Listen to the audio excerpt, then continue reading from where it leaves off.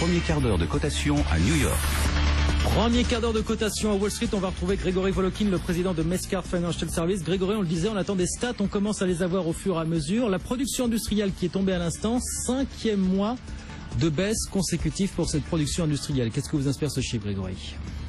Oui, alors il faut regarder un peu deux choses. D'abord, que le chiffre du mois précédent a été revu en hausse, puisqu'en fait il y avait eu une baisse de 0,6% au mois de mars de la production industrielle, et la révision ramène qu'à 0,3%. Maintenant, cette production industrielle, pourquoi est-ce qu'elle est toujours ou négative ou je dirais aux alentours de 0% de croissance aux États-Unis? C'est que depuis des mois, et on le sait, il y a une très grosse baisse d'activité dans deux secteurs d'activité, surtout le secteur minier, d'accord, mais le secteur de l'énergie, de la production d'énergie, de l'exploration d'énergie.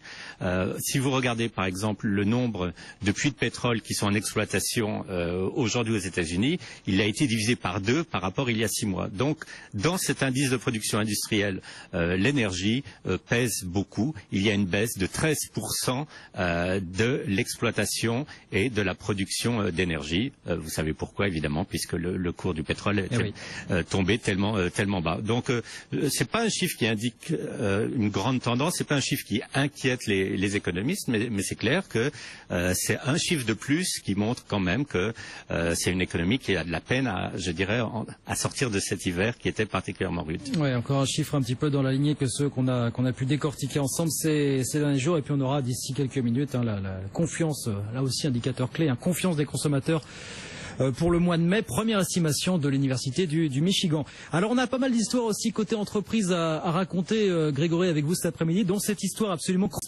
croustillante, dont on a commencé à parler déjà hier soir, c'est OPA Fantôme sur Avon, on rappelle, grand groupe de cosmétiques américain qui a flambé hier soir en bourse après avoir reçu une offre de rachat d'un fonds totalement inconnu qui s'appelle PTG Capital. Il s'est avéré de toute façon que les coordonnées n'existaient pas, bref, ce fonds n'existait pas, mais évidemment, dans l'intervalle, le cours a littéralement flambé. Qu'est-ce que vous inspire cette histoire rocambolesque, Grégory ? Deux ou trois choses, mais je dirais que la première chose, j'étais devant mes écrans au moment où il y a eu cette information des agences de presse, offre sur Avon Product, ça peut arriver, à $18,50. Alors bon, je connais le cours de Avon. Avon était à $8. Vous n'avez pas une compagnie au monde qui va faire une offre 3 fois pratiquement au-dessus du cours de l'action. C'est vraiment tellement improbable que je me suis dit, qu'est-ce que c'est que ça?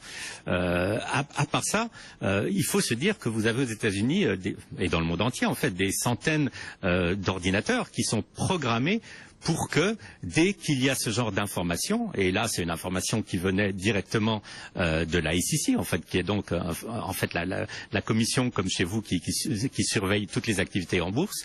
Vous avez cette compagnie qui n'existe pas, qui avait filé un document avec la SEC en disant on veut racheter Avon à $18. L'information est devenue publique et ça a tout de suite déclenché, je dirais, des programmes d'achat. Voilà, et ça a déclenché des algorithmes, des programmes d'achat qui eux ne réfléchissent pas, qui se disent pas c'est pas possible, personne ne va payer ce prix-là. C'était totalement automatique. Je suis certain que vous n'avez pas une seule personne sensée qui a acheté des actions de Avon à ce moment-là, mais pour une fois là, il y a un avantage d'être un humain par rapport à être un ordinateur. Ah, pour le coup, oui. Alors le cours c'est évidemment emballé. Une enquête bien sûr est ouverte. Deux autres actus entreprises, Grégory, dont on peut dire un mot. Google qui va lancer sa voiture en Californie cet été, et puis Netflix qui cherche un partenaire apparemment pour aller chasser du côté de la Chine cette fois. Oui, alors pour Netflix, on a l'impression même qu'ils l'ont trouvé, ce partenaire, parce qu'il s'adresse directement à Monsieur Ma, qui était donc le fondateur de Alibaba. Le problème pour Netflix n'est pas forcément de rentrer sur le marché chinois en tant que soi, mais c'est plus un problème, je dirais, qu'ils vont rencontrer très rapidement, qui est celui de la censure chinoise.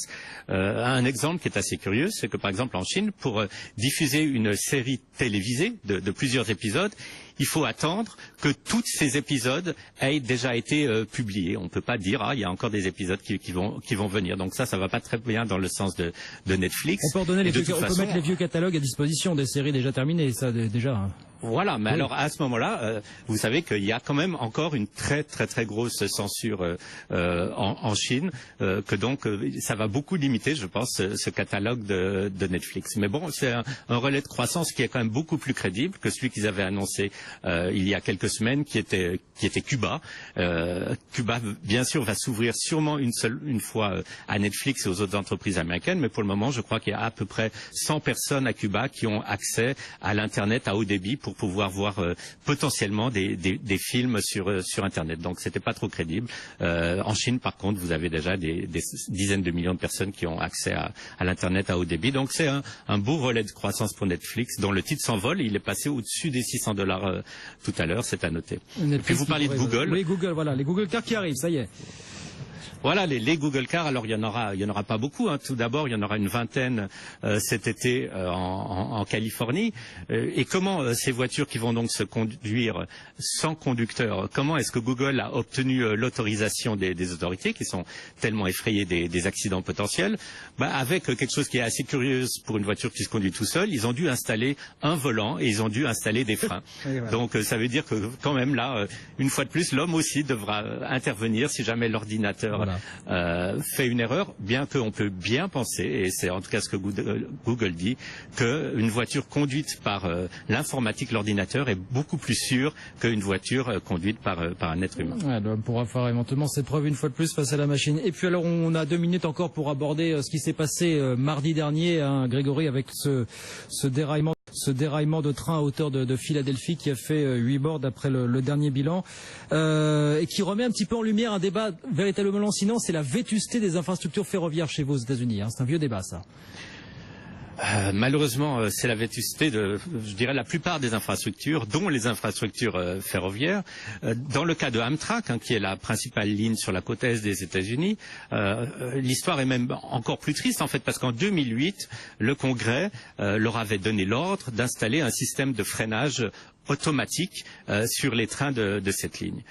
Sauf que pour installer un système de freinage automatique, il faut avoir accès aux bandes passantes, parce que c'est quelque chose qui se fait en gros à travers les ondes, et le Congrès ne leur avait pas donné cet accès aux bandes passantes nécessaires, téléphoniques et autres. Donc Amtrak a dû négocier avec chaque provider, chaque distributeur de communication sur ces lignes. Et il restait un endroit où il fallait négocier, c'était cet endroit autour de Philadelphie. Donc là, ils n'avaient pas installé ce système de freinage automatique, et c'est ça qui a provoqué cet accident. Alors on ne sait vraiment pas pourquoi le conducteur est rentré dans ce virage à 100 miles par heure, alors que la limite était de 50, on ne le sait pas.